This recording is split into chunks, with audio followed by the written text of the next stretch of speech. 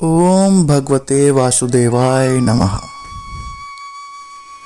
तो आज हम सुनने जा रहे हैं एकादशी के बारे में, इंद्र एकादशी। इसकी एक कहानी, एक कथा।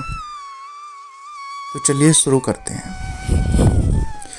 धर्मराज युधिष्ठिर कहने लगे कि हे भगवान, अश्विन कृष्ण एकादशी का क्या नाम है, इसकी विधि तथा फल क्या है, सो कृपा करके कहिए। भगवान श्री कृष्ण कहने लगे कि इस एकादशी का नाम इंद्र एकादशी है।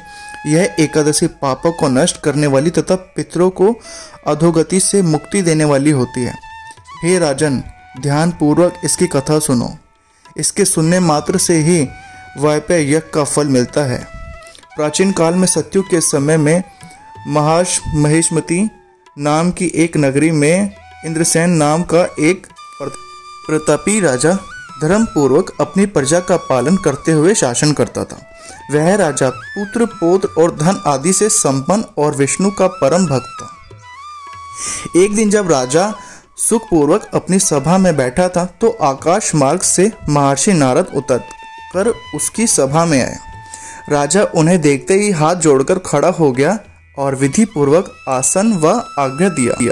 सुख से बैठकर मुनि ने राजा जी से पूछा, हे राजन, आपके सातों अंग कुशल पूर्वक तो हैं?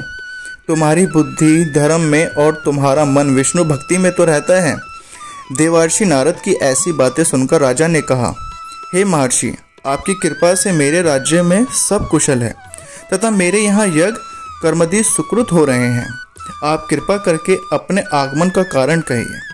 तब ऋषि कहने लगे कि हे राजन, आप आश्चर्य देने वाले मेरे वचनों को सुने। मैं एक समय ब्रह्मलोक से यमलोक को गया। वहाँ श्रद्धापूर्वक यमराज से पूजित होकर मैंने धर्मशील और सत्यवान धर्मराज की प्रशंसा की। उसी यमराज की सभा में महान ज्ञानी और धर्मात्मा तुम्हारे पिता को एकादशी का व्रत भंग होने का कारण देखा। उन्होंने संदेश दिया, सो मैं तुम्हें कहता हूँ। उन्होंने कहा कि पूर्व जन्म में कोई विघ्न हो जाने के कारण मैं यमराज के निकट रह रहा हूँ। सो हे पुत्र, यदि तुम अश्विन कृष्ण इंद्र एकादशी का व्रत मेरे निमित्त करो तो मुझे स्वर्ग की प्राप्ति हो सकती है। इतना सुनकर राजा कहने लगा कि हे महर्षि, आप इस व्रत की विधि मुझसे कहिए। नारद जी कहने लगे, अश्विन माह के कृष्ण पक्ष की दशमी के दिन प्रतिकाल श्रद्धा पूर्वक स्नान आदि से निवृत्त होकर पूर्ण दोपहर को नदी आदि में जाकर स्नान करें। फिर श्रद्धा पूर्वक पितरों का श्राद्ध करें और एक बार भोजन करें। प्रातःकाल होने पर एकादशी के दिन दातून आदि करके स्नान करें। फिर व्रत के नियमों का भक्ति पूर्वक ग्रहण करता हुआ प्रतिज्ञा करें कि मैं आज संपूर्ण भोगों को त्याग कर निराहार एकादशी का व्रत करूंगा। हे भगवान, मैं आपकी शरण में हूँ, आप मेरी रक्षा कीजिए। इस प्रकार नियम पूर्वक शालिग्राम की मूर्ति के आगे विधि पूर्वक श्राद्ध करके योग्य ब्राह्मणों को फलाहार का भोजन कराएं और दक्षिणा दें। पितरों के श्राद्ध से जो बच जाए उसको सूंघकर गौ को दें तथा धूप, दीप, गंध, पुष्प, नैवेद्य आदि सब सामग्री से ऋषिकेश भगवान का पूजन करें। रात में भगवान के निकट जागरण करें। इसके पश्चात द्वादशी के दिन प्रातःकाल होने पर भगवान का पूजन करके ब्राह्मणों को भोजन कराएं। भाई बंधुओं, स्त्री और पुत्र सहित आप भी मौन होकर भोजन करें। नारद जी कहने लगे कि हे राजन, इस विधि से यदि तुम आलस्य रहित होकर इस एकादशी का व्रत करोगे तो तुम्हारे पिता अवश्य ही स्वर्गलोक को जाएंगे। इतना कहकर नारद जी अंतर्ध्यान हो गए।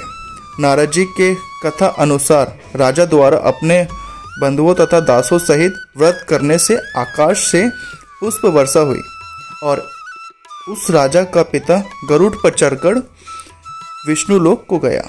राजा इंद्रसेन भी एकादशी के व्रत के प्रभाव से निष्कंटक राज्य करते हुए अंत में अपने पुत्र को सिंहासन पर बैठाकर स्वर्गलोक को गया। हे युधिष्ठिर, यह इंद्र एकादशी के व्रत का महत्व मैंने तुमसे कहा। इसके पढ़ने और सुनने से मनुष्य सब पापों से छूट जाते हैं और सब प्रकार के भोगों को भोगकर वैकुंठ को प्राप्त हो जाते हैं। तो यही थी इंदिरा एकादशी की कथा। अगर आपको ये वीडियो अच्छी लगी, कथा सुन के आपको भी अच्छा लगा, तो हमारे चैनल को सब्सक्राइब करें और लाइक करें।